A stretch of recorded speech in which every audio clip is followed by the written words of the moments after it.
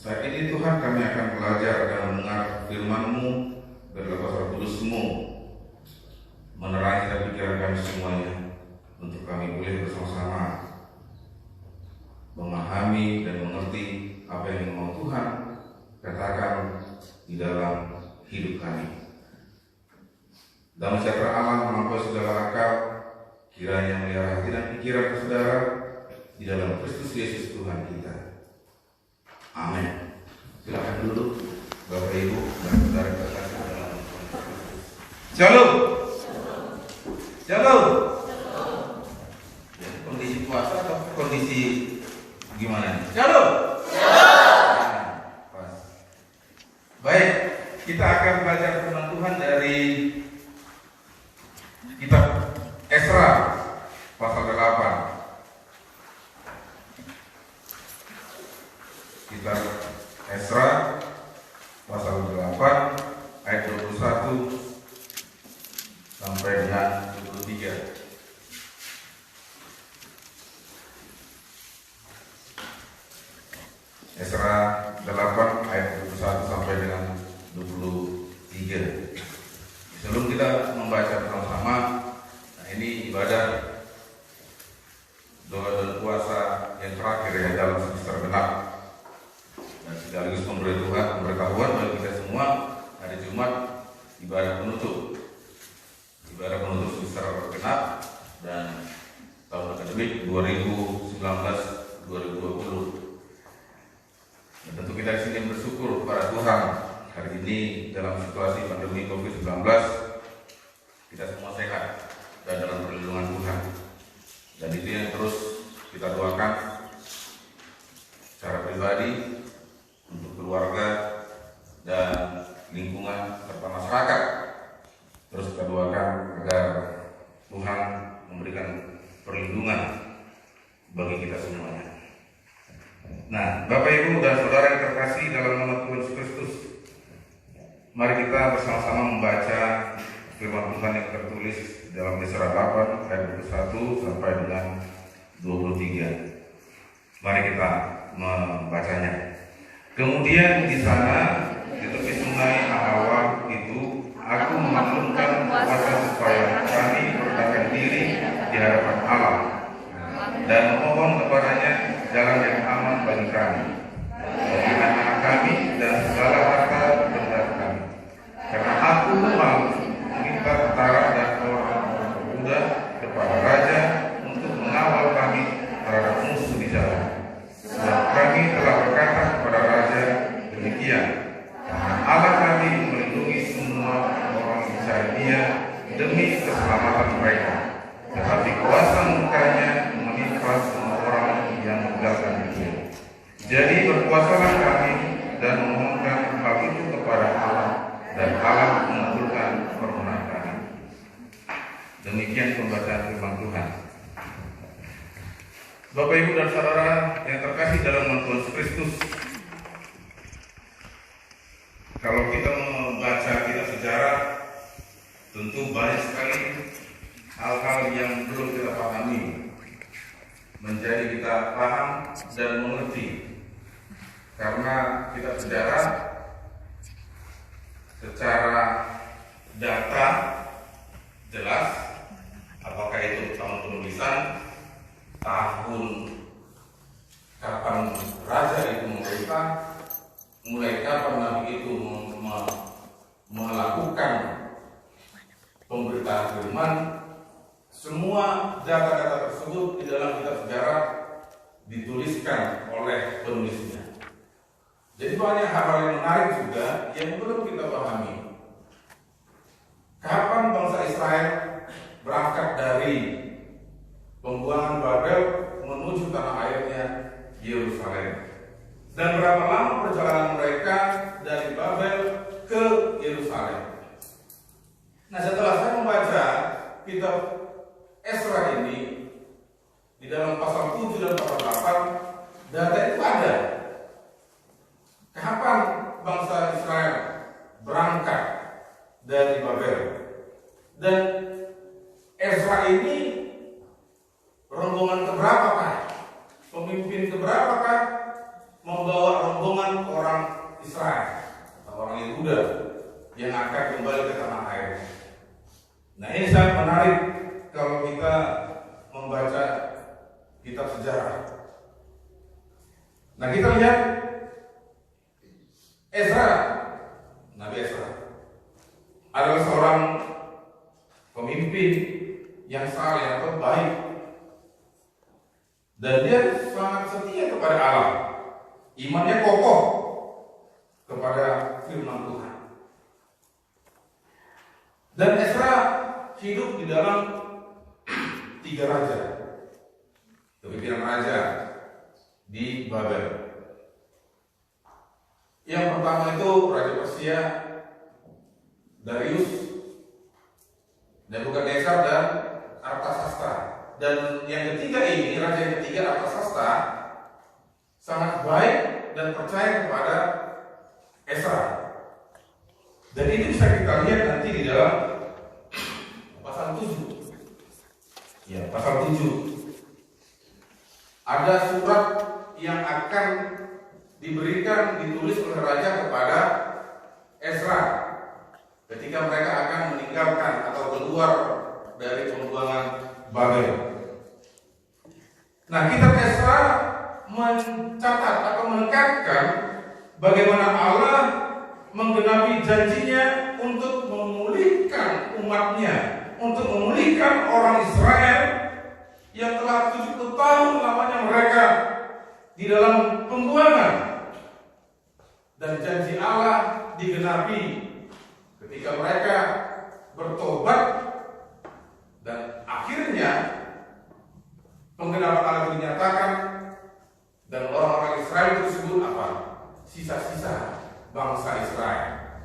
Kata sisa-sisa itu artinya tidak semua orang dibawa, diangkut atau dipulangkan. Kenapa? Mereka ada yang masih menetap. Mengapa mereka masih menetap di Babel? Ya, salah satunya karena perkawinan campuran. Perkawinan campuran dan pekerjaan dan masalah ekonomi juga mereka menganggap lebih sejahtera karena mereka sudah menikmati. Jadi dikatakan sisa-sisa itulah yang pulang ke tanah airnya. Nah, Ezra menjadi pemimpin bangsa Israel ke Yerusalem, dan Allah memakai dia untuk memulihkan kerohanian, spiritualitas, dan moralitas umat Allah.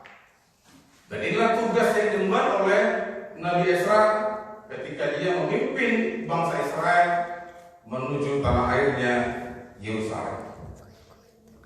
Bapak Ibu dan saudara-saudara terkasih Yesus Kristus, saya mengambil tema dalam ibadah puasa kita ini, yaitu merendahkan diri dan mengandalkan Tuhan dalam berpuasa.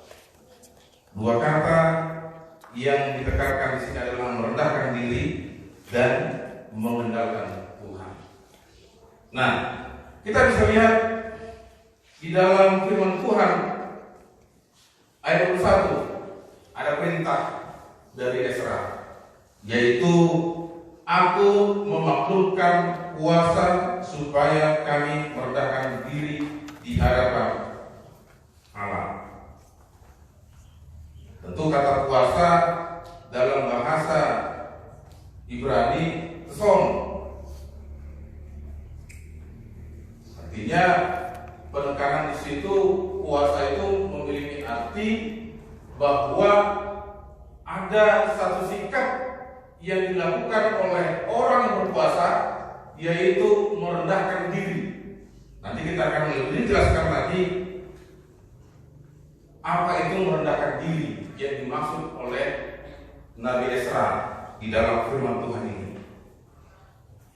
Ezra memerintahkan agar bangsa Yehuda, orang-orang Israel, melakukan puasa sebelum melanjutkan perjalanan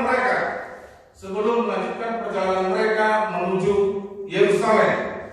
Maka pertanyaan di dalam ayat ini ada 3 yang keluar dari firman Tuhan ini. Yang pertama, mengapa mereka berpuasa?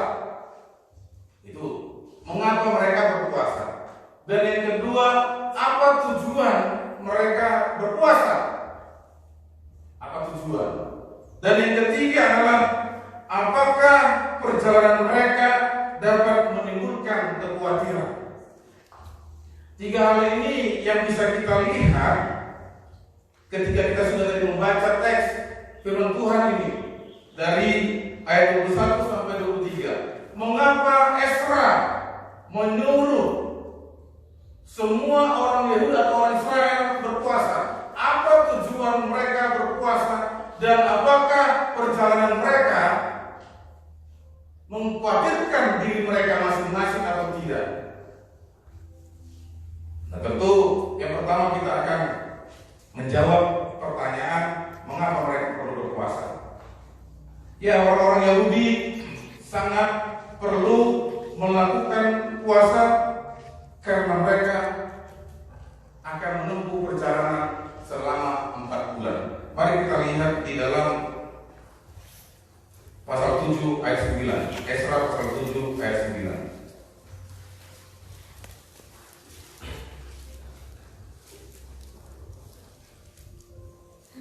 Tepat pada tanggal 1 bulan pertama, ia memulai perjalanannya pulang dari Babel.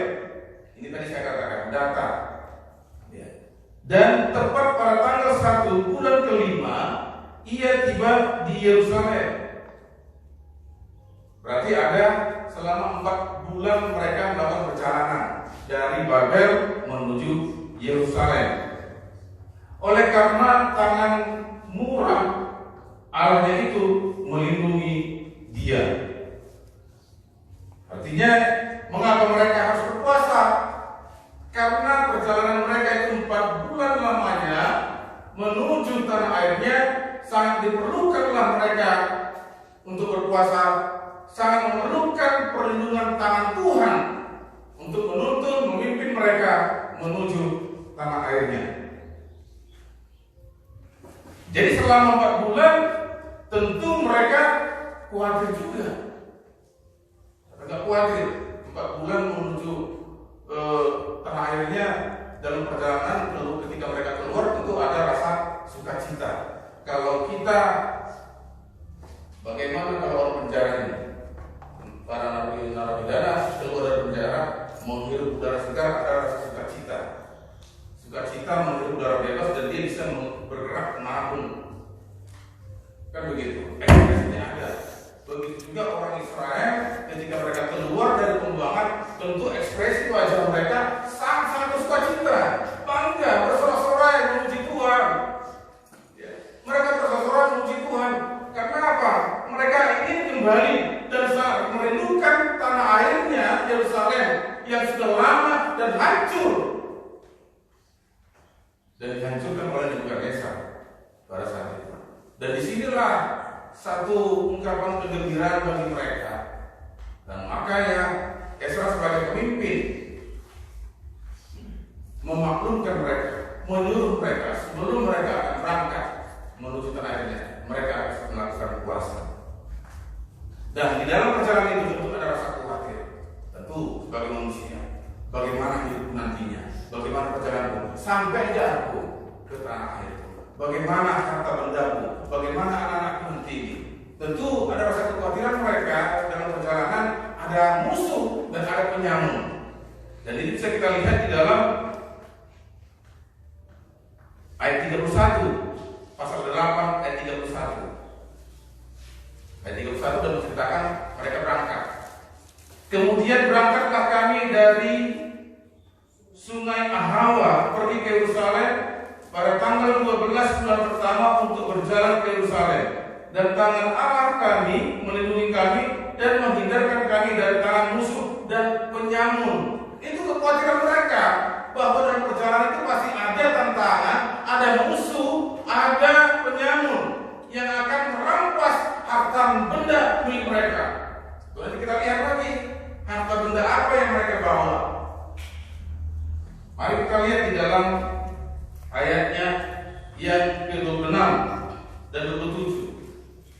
Ayat 27 ayat pasal 8. Pula aku menimbang untuk menyerahkan ke tangan mereka perak 650 talenta, perlengkapan perak seharga 100 talenta, emas 100 talenta, 20 piala emas seharga 1000 dirham, dan 2 buah perlengkapan daripada tembaga murni yang mengkilat dan indah seperti emas.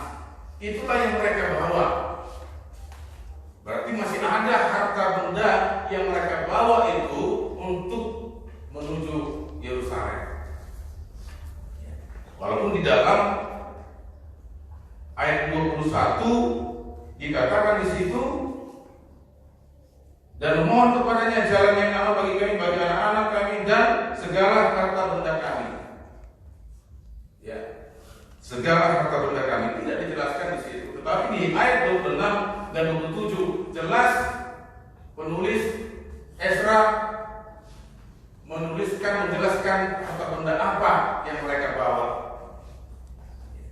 Itu saya katakan tadi, menarik sekali kalau membaca kitab sejarah ini. Semua data ada. Ya, kapan mereka berangkat dan kapan mereka tiba dan apa yang mereka bawa. Secara mendetail si penulis menuliskan satu persatu apa yang akan mereka lakukan.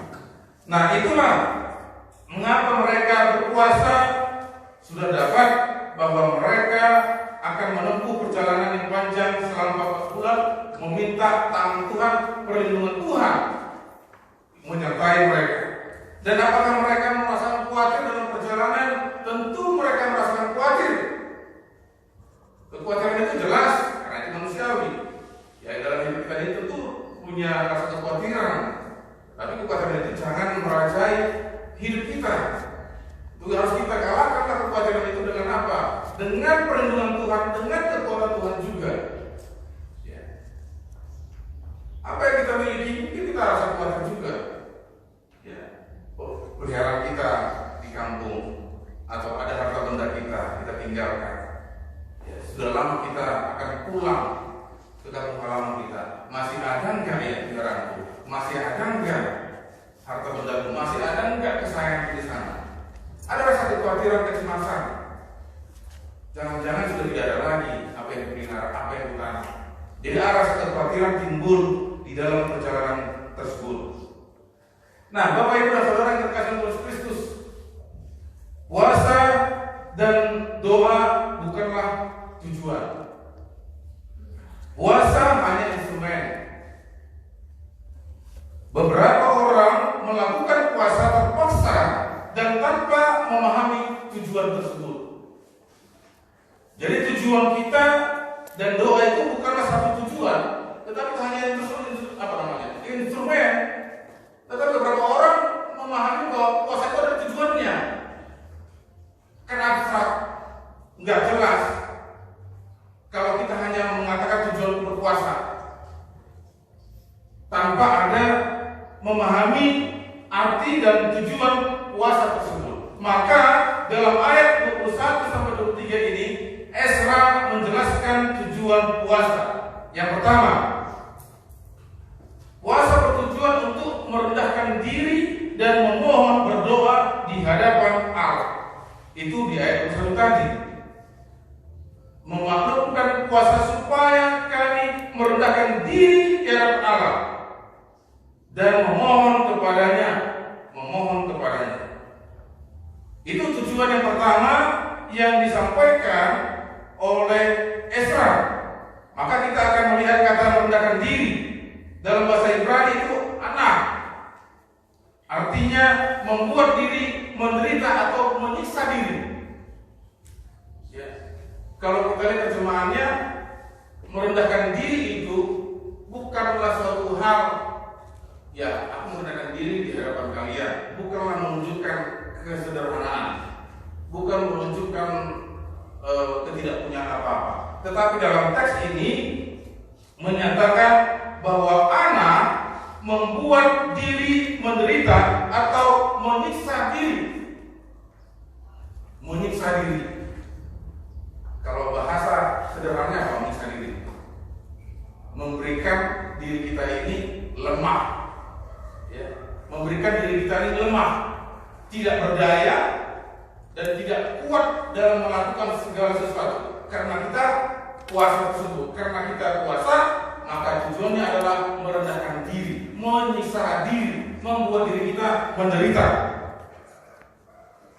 Maka kalau terjemahan dari King James Version-nya, merendahkan diri, dia tetap merendahkan diri. Tradisi orang Israel menyiksa diri, membuat diri menderita dalam puasa, memiliki makna yang sama dengan merendahkan diri tanpa ada makanan. Jadi menyiksa diri mereka tanpa ada makanan, tidak ada makanan sama sekali. Jadi mereka melakukan perjalanan itu dengan berpuasa tanpa ada makanan. Jadi bangsa Israel memahami penyiksaan diri dalam berpuasa sebagai peringatan bahwa Tuhan Allah secara khusus memperhatikan mereka yang tertindas. Allah sudah mengetahui pribadi atau kehidupan orang Israel bahwa mereka adalah orang yang tertindas, orang yang tertekan, orang miskin yang tidak memiliki kesejahteraan yang kuat dalam hidup mereka masing-masing. Jadi mereka menyadari bahwa Allah selama mereka dalam pembuangan, Allah memperhatikan, Allah memberikan perlindungannya, dan disinilah mereka berpuasa untuk menyadari bahwa kami adalah lemah, tidak berdaya. Menyadari akan dirinya, aku lemah, bangsa yang lemah, tidak memiliki apa-apa kekuatan dalam melakukan segala sesuatu. Jadi mereka bisa merefleksikan merenungkan kembali bagaimana Allah yang sudah memperhatikan mereka. Allah tahu bahwa bangsa Israel itu adalah Allah, bangsa yang tertindas, tersiksa, dan tidak ada harapan. Kamu kita ada harapan. Orang Israel tidak ada harapan pada saat itu. Itu luar biasanya. Kamu kita ada harapan. Harapan itu marga lagi. Ya. Jadi ada marga juga di harapan Yakub ini. Harapan Israel. Sama sekali tidak berdaya, tidak memiliki. Ada bangsa yang putus asa. Jelas mereka putus asa. Kenapa? 70 tahun lamanya mereka di dalam pembuangan tidak dapat melakukan secara rutinitas apa yang bisa mereka kerjakan. Tidak bisa. Dan inilah membuat mereka merenungkan kembali, mengingatkan diri mereka bahwa mereka lemah dan tidak memiliki pengharapan apapun dari orang lain, tetapi mereka punya keyakinan masih ada cahaya di dalam hati mereka. Mereka punya keyakinan bahwa hanya Tuhanlah yang mampu, hanya Tuhanlah pengharapan mereka yang bisa mengeluarkan, membebaskan mereka dari pembuangan Babel tersebut. Jadi demikian juga hidup kita ini. Tentu selama berpuasa kita harus disadarkan bahwa aku ini lemah, bahwa aku ini tidak berdaya. Jadi kalau ada orang berpuasa menunjukkan dia itu kuat, itu apa namanya? Ada apa namanya ya? Menunjukkan kekuatan betul, bisa saja supaya tidak menunjukkan dia lemah. Tetapi ada unsur keberperan. Tetapi dalam hidup kita itu ketika saya melakukan puasa, saya tidak makan dari jam 10 sampai jam 1 atau jam 2 siang, tentu ada kelemahan fisik. Itulah menyiksa diri. Menyiksa diri bukanlah kurang kerjaan, bukanlah sukaku, tetapi karena itulah tuntutan. Tujuanku berpuasa untuk merendahkan diri di hadapan Tuhan, mengakui bahwa aku ini adalah manusia lemah, tidak berdaya, bahwa aku adalah manusia yang berdosa, tidak mampu melepaskan dosaku. Maka aku lakukan puasa tersebut. Bukanlah satu tujuan yang puasa tersebut, tetapi tujuanku adalah merendahkan diri agar Tuhan. Ini nanti kalau kita lihat di dalam pasal 7 dan pasal 8, apa yang sering kata apa yang diulang ini? Tangan Tuhan itu. Dari pasal 7 dan 8, kata yang diulangi itu adalah tangan Tuhan. Tangan Tuhan yang melindungi, tangan Tuhan yang menyertai, tangan Tuhan dan di sini juga dijelaskan di ayat 22, tangan Allah kami melindungi semua orang yang mencari Dia demi keselamatan mereka. Tangan Tuhan. Tangan Tuhan itulah yang memampukan kita ketika kita berpuasa pada saat ini. Dialah yang menguatkan hidup kita. Jadi kalau kita saja berpuasa menunjukkan kelemahan dan tidak mampu melanjutkan hidup karena mulai jam 10 malam atau mulai jam 9 malam hingga jam 2 nanti, kita ini lemah tanpa makanan. Lemah tanpa makanan, tak berdaya tanpa makanan. Jadi kalau tanpa makanan saja kita tidak dapat atau tidak mampu bertahan, bagaimana kita dapat melanjutkan hidup tanpa Tuhan? Enggak bisa. Kalau kita saja berpuasa tanpa makanan, bagaimana kita menjalankan hidup? Kalau tanpa makanan saja kita tidak bisa bertahan, bagaimana juga kalau kita menjalani kehidupan kita tanpa Tuhan? Apa yang terjadi? Ya, kebingungan. Apa yang terjadi? Berantakan hidup kita. Tidak jelas kemana tujuan hidup tersebut. Jadi karena itu, berpuasa merupakan momen yang tepat untuk menyadari ketidakberdayaan. Suatu momen yang tepat untuk mengakui bahwa aku tidak berdaya. Menyadari ketidakberdayaan kita di hadapan Tuhan, menunjukkan kelemahan kita, menunjukkan ketidakberdayaan itu di hadapan Tuhan, dan menyadari bahwa hidup kita ini sangat bergantung pada topangan tangan Tuhan. Jadi itu dia. Tujuan aku merendahkan diri, membuat diriku menderita bukanlah keterpaksaan. Ya, walaupun ada beberapa orang melakukan puasa terpaksa.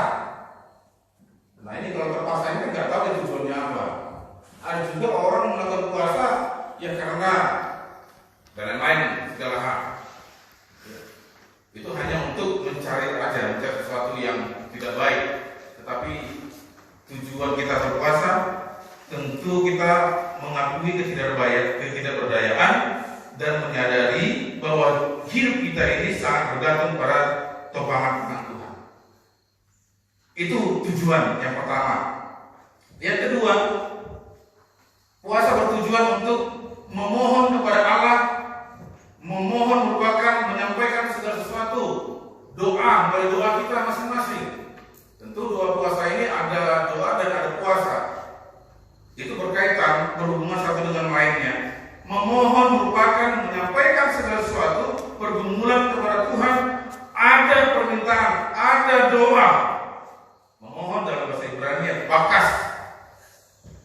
Kalau kita lihat dari terjemahan versi lainnya atau New King James Version, itu bisa dikatakan looking for, mencari. Memohon, seek of, tetapi di dalam terjemahan lainnya dia looking for, mencari. Dan itu bisa dikaitkan di dalam ayatnya yang ke-22 tadi. Tangan Allah kami melindungi semua orang yang mencari Dia demi keselamatan mereka. Jadi terjemahan versi lain itu kata mon itu mencari. Jadi kalau kita hubungkan kata memohon, tentu dalam permohonan itu kita mencari apa? Mencari wajah Allah, mencari pribadi Allah yang bisa kita lihat di dalam doa kita ketika kita melakukan, menyampaikan segala sesuatu kepada Tuhan. Jadi mengekspresikan, ayat ini mengekspresikan makna penekanan pada kata kerja mencari. Ya kita berdoa karena berdoa ya sama dengan apa yang kita lakukan. Tetapi dalam teks ini dia tidak hanya berdoa menyampaikan sesuatu hal, tetapi dia di dalam doanya itu dia menemukan bagaimana wajah Tuhan, mencari wajah Tuhan yang Maha Kudus, mencari wajah Tuhan yang Maha Kudus. Di sinilah penekanannya bagi orang Israel ketika mereka berpuasa, mereka tidak hanya menaikkan permohonan, tetapi sungguh-sungguh mencari wajah Tuhan atau pribadi Allah. Itu tujuan yang kedua, menaikkan permohonan, menaikkan apa yang mau disampaikan kepada Tuhan. Di dalam menaikkan rasa syukur, menaikkan rasa permohonan mereka itu ada ungkapan syukur dan ada suatu penekanan mencari wajah Allah yang Maha Kudus. Dan hal inilah yang menjadi penekanan bagi kita juga ketika kita melakukan puasa harus memiliki satu tujuan. Karena tujuan tersebut akan mengarahkan kita kepada pribadi Allah, kepada pribadi Allah yang memperhatikan kehidupan kita. Nah, oleh karena itu berpuasa merupakan suatu sikap untuk merendahkan diri di hadapan Tuhan dan menaikkan permohonan kepada Tuhan dan mencari wajah Allah di dalam doa-doa kita tersebut. Hal inilah yang perlu kita lakukan.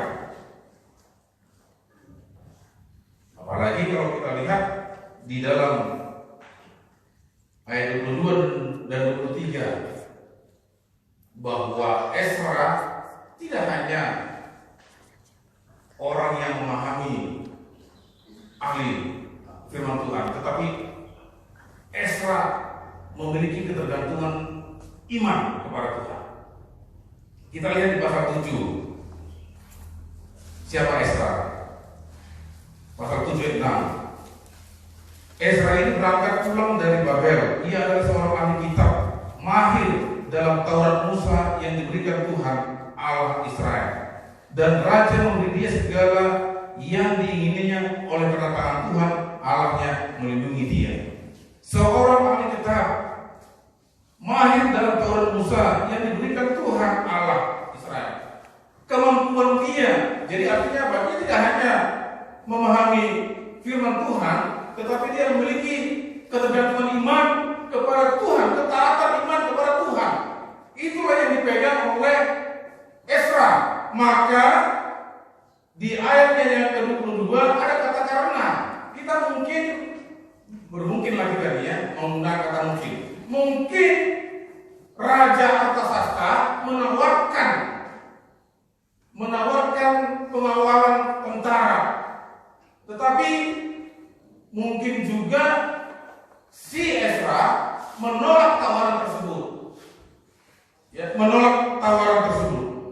Kalau kita lihat, karena aku malu meminta tentara dan orang-orang berkuda kepada raja untuk mengawal kami terhadap musuh di jalan, sebab kami telah berkata kepada raja demikian.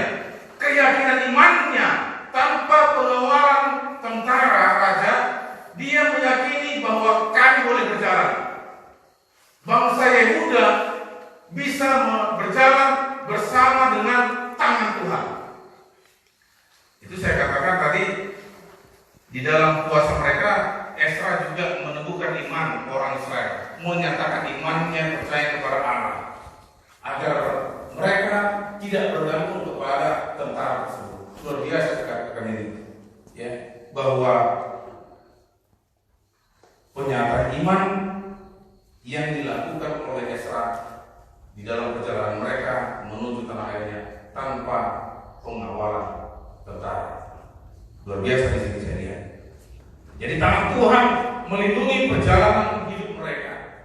Demikian juga kalau kita mau mengatakan sesuatu, mengekspresikan sesuatu, maka iman kita lah yang menyatakan itu.